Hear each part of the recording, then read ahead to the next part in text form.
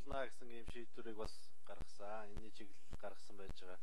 Тэгээ төвчж болох зардал гэдэг дотроо урсгал зардлуудынхаа нэр төрлөөрөө одоо ямар зардлуудыг хэдэн хувиар бууруулсан байгаа вэ гэдгээр нэгдүгээр ийм асуулт байна. За хоёрдугаар энэ зардал дотор чинь төсвийн байгууллагуудын одоо халаалтын зардал, цэвэр бохир ус цахилгааны зардлууд ороогүй үсттэй. Орсон байх юм бол өнөөдөр нөхцөл байдал бол бас төсвийн байгууллагуудын хэвийн үйл ажиллагаагаа хангахын нөхцөл байдал бол хүндрэн шүү. Өнөөдөр гадаа маш хүйтэн байгаа. Тэгвэл Сэлэнг аймгийн цэцэрлэгийн хүүхдүүд өнөөдөр халаалтан зогсцсон. Хүүтэн байранд өнөөдөр цэцэрлэгтээ явж байгаа эмнэлгийн өвчтнүүд нь ч гэсэн тийм байдал байж байгаа. Тэгтэл дээр нь дахиад 20-30% зүгээр яг 10-аас 30% гэж байгаа 20% бууруулаад тооцоолох гэхэд дахиад бүтэн сарын одоо халаалтын зардал багаснаа. Энд чинь байшин барилгаа буулгачдгүй юм бол энэ зардал гардгаараа л гарна. Тийм учраас энэ зардлыг бол одоо бууруулах нөхцөл бололцоо байдгүй. Тэгэхээр энэ дээр одоо ямар нэг тайлбар өгөөч гэж. За дараагийн нэг зүйл нь төсвийн хүрээний мэдээлэл буюу 2015-аас 16 оны төсвийн хүрээний төсөөлөлд сая оруулж ирэхдээ дотоодын нийт бүтээгдэхүүн эзлэх засгийн газрын өрийг 70% болгож оруулж ирсэн байна. Тэгээ энэ маань өөрөө төсвийн доктортой байдлын тухай хуулийнхаа 19-ийн 3-ыг зөрчсөн байж байгаа. За яг өрийн удирдлагын тухай хууль оруулж ирж байгаа. Энэ дээр энэ хуулийг өөрчлөхөөр ийм төсөл цуг явж байгаа гэж байгаа. Энийг батлагдахгүйг нь мэдэхгүй байж өнөөдөр бид нар энэ асуудлыг ярих шаардлага байна уу үгүй гэдгийг нэгдүгээр хоёрдугаарт одоо асуумаар байна. За мөн хөдөлмөрийн бүтээмжтэй уялдуулж цалин нэмэгдүүлж байгаа гэж. Гэхдээ яг тэтгэврийг 30%-аар нэмнэ гэж байгаа ахмадууд маань нэлээд их бухимдалтай байл л да. Одоо бол ингэж нэмэх байсан юм бол баг нэмэхгүй байхгүй яасан ингээд. Тэгээд нөгөө төрийн албан агчтай бас л ахмадууд шигэ байдлаар нэмэх гээд тэгээд нэг нэр томьёогийн жоохон өөрчлөөд хөдөлмөрийн бүтээмжтэй уялдуулаад энэ төргээд нэг сайхан нэр томьёо өгчөөд ингээ явж байгаа юм биш үстэй. Яг ер нь бодитоор хэдүүгээр нэмэгдэх бололцоо байгаа юм бэ гэж. За хөрөнгө оруулалттай холбоотой бас нэг асуудал байна. 2013 онд тусгагдаад санхүүжүүлж чадаагүй нэлээд олон объектууд бий хөрөнгө оруулалтын. Энэ бол одоо нөгөө аудитор шалгаж байгаа тэг өртөгтэй гэдэг дээрч байхгүй байгаа. Одоо босод газруудад ерөөсөө нэрэнд ордогдаагүй явж байгаа шүү дээ. Энийг одоо яах вэ? Цаашдаа одоо энэ улсууд зарим нэг компаниуд аж ахуйн нэгжүүднээс гомдол мэдүүлээд үйл ажиллагаагаа явуулсан, хийцэн одоо бидний хувьд бол байдал хүндрээд байна. Энд эндээс зээл авсан барьсан гэдэг ингээд нэлээх гачигдал зовлон ярих юм аа. Тийм учраас энийг одоо цаашдаа бас яана гэсэн бодолтой байгаа вэ гэж. За дараагийн 5 дахь асуулт бол 2013 оны 11 сарын 14-ний Монгол Улсын их хурлын тогтоол байгаа. Төрөөс мөнгөний бодлогын талаар 2014 онд баримтлах үндсэн чиглэлийг батлах тухай гэсэн ийм тогтоол байгаа. За энэний Монгол Улсын ерөнхий сайдад даалгасан заалт дотор төсвийн төсөл буюу төсвийн хүрээний мэдээлэл төсвийн төсөөлөл боловсруулахад ашиглах төгрөгийн гадаад валюттай харьцах ханшийн төсөөллийг тогтоосон аргачлал буюу их сурвалжид үндэслэн боловсруулна гэж байгаа. Одоо энэ бол тийм одоо ямар нэгэн аргачлал буюу их сурвалжид үндэслэн ингэж орж ирэхгүй байна л да. Цаашдаа энийг одоо хизээ хэрэгжүүлэх вэ? Их хурлаас өгж байгаа тогтоолын одоо төслийг хизээ хэрэгжүүлж ажиллах вэ гэдэг дээр ийм 5 асуултыг асууя гэж бодож байна.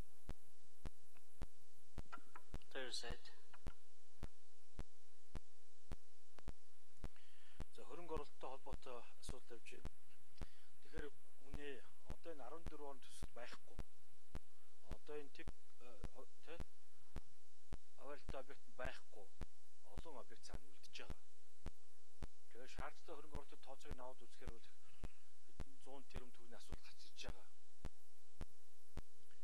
Тэгээ манай их хурлын ажлын эсвэл авч үзэж ерөнхийдөө энэ тал засгийн газрын санд оруулж ирж гисэн байгаа. Гэтэ одоо бид энэ дотор бол энэ орж татуулгатай эдгээр объектууд байхгүй байгаа. Таны хийж байгаа жишээлбэл тий.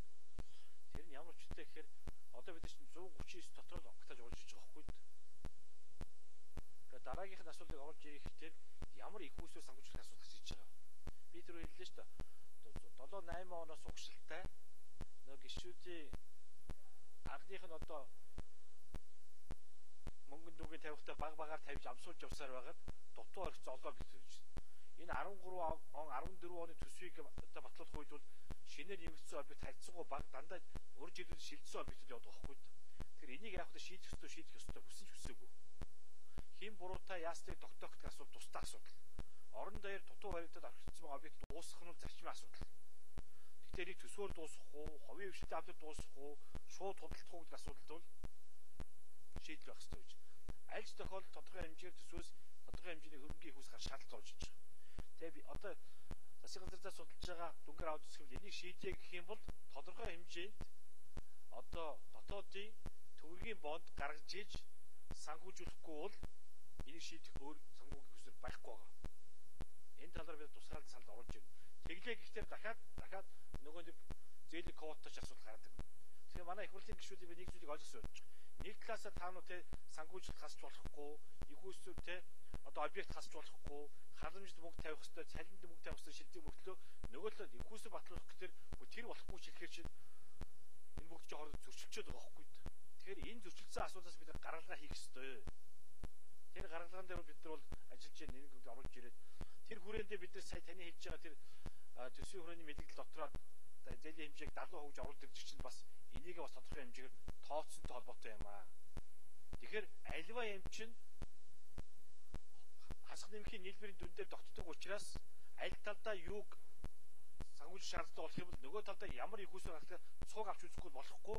Тэгвэл нэг талдаа шийдвэр гараад байх юм бол өнөөдөр шиг байдал улам цаашаа болохоор байна гэдгийг хэлхийг хүсэж байна.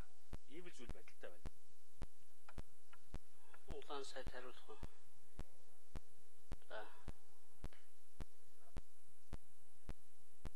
За баярлалаа. Эрдэнэт гишүүний асуултанд хариулъя. Хэд хэдэн асуулт асуусан. Химнэл тооцож байгаа ямар зардал орж байгаа вэ гэж асуусан. Зүгээр танилцуулсан материал дотор дэлгэрэнгүй тооцоо байгаа. Энд нэг 20 төрлийн зардлыг бид англиар нь авч үзэж байна. Бичиг хэрэг, гэрэл захилгаан, төлс халаалч, тээвэр шалтгаан, шуудан холбоо, цэвэр бохор ус, гадаа дотоод томилт, ном хэвлэл, тавилга, хувцс зөөлөн эдлэл, урсгал засвар, зочин төлөөлөгч хүлээн авах, төвлөрсөн арга хэмжээ, мал эмнэлгийн үйлчилгээ, гих жишээтэй орон байраар хангах, нэг удаагийн гэтгэн журамшуул олгох, гих зэрэг төвчж болох юм 20 төрлийн статьягаар энэ хэмнэлтийг тооцсон байгаа. За мэдээж хэрэг урсгал зардлаас хэмнэн танана гэдэг бол өөрөө очоод яг амьдрал дээр тулдаг асуудал. Зөв зүгээр суугаад байвал энэ хэрэгждэгчгүй асуудал.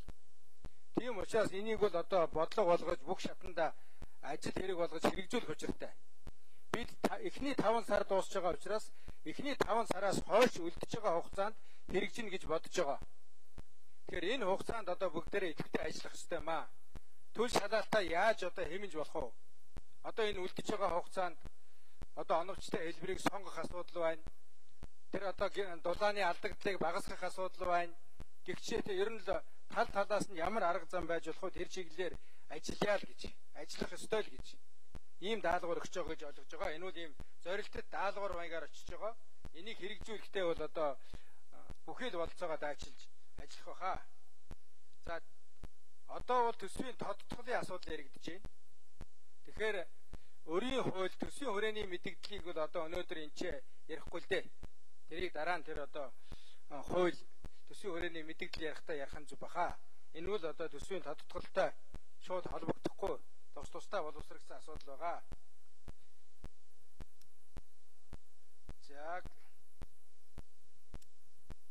За ер нь 13 оны ажлаа хийчихэд хийсэн ажил нь одоо захиалагчаараа баталгаажсан, улсын комиссар хүлээгээд автсан.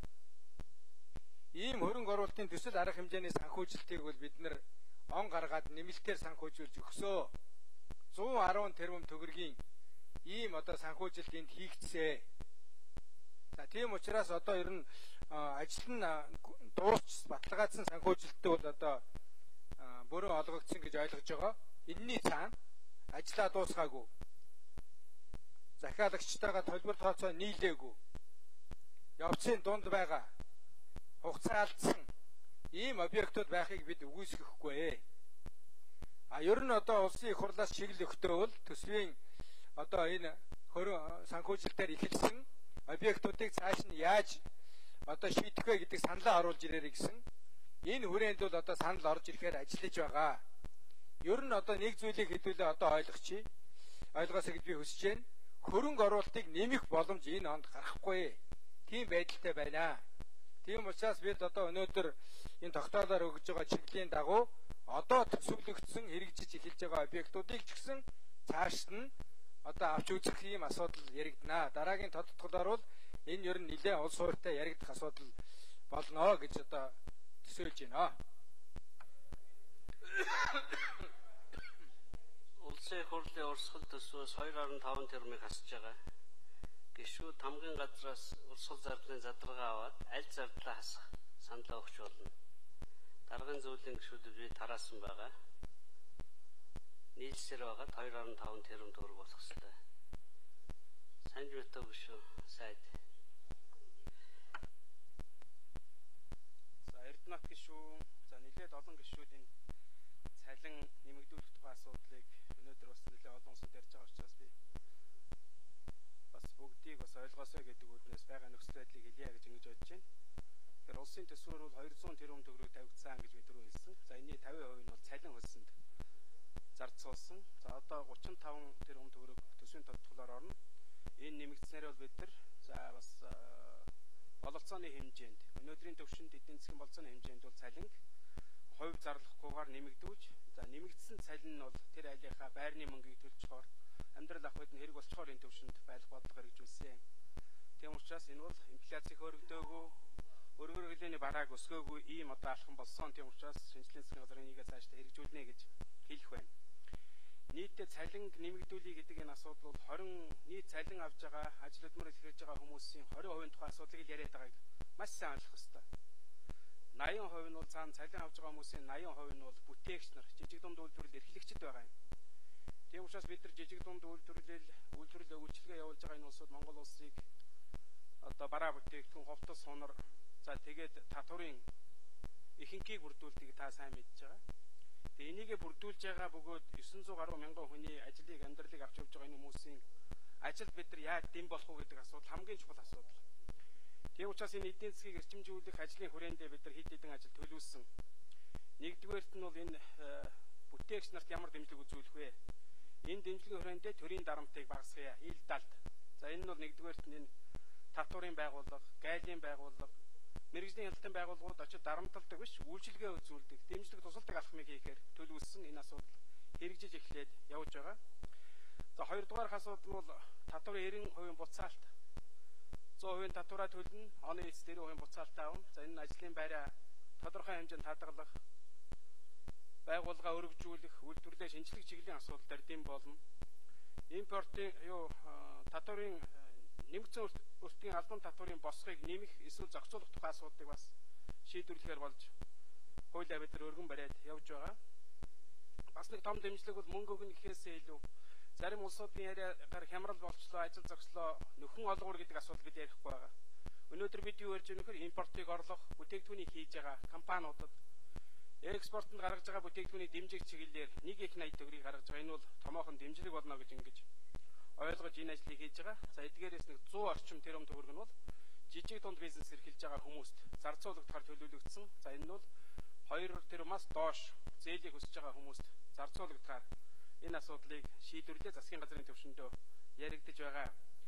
За гурав дахь асуудал бол борлуулалтын асуудал дээр бүтээгч нар маань үйлдвэрлэлээр ямар нэгэн зүйлүүд бүтээдэг, хийдэг, түүнийг нь авдаг асуудал дээр онцгой анхаарч байгаа.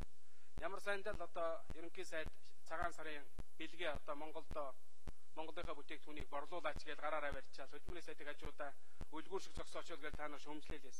Одоо өөр арга алга. Ингэж байж гаднаас орж ирдэг юмнуудаа багасгая гэж.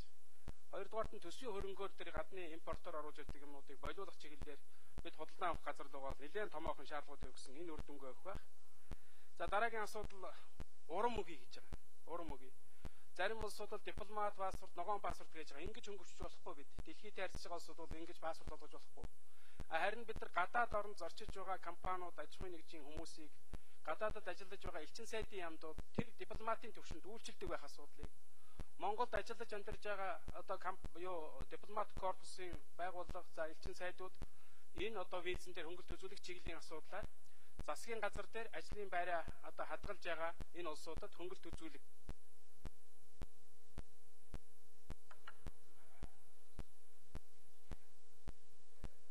Гамбатагш.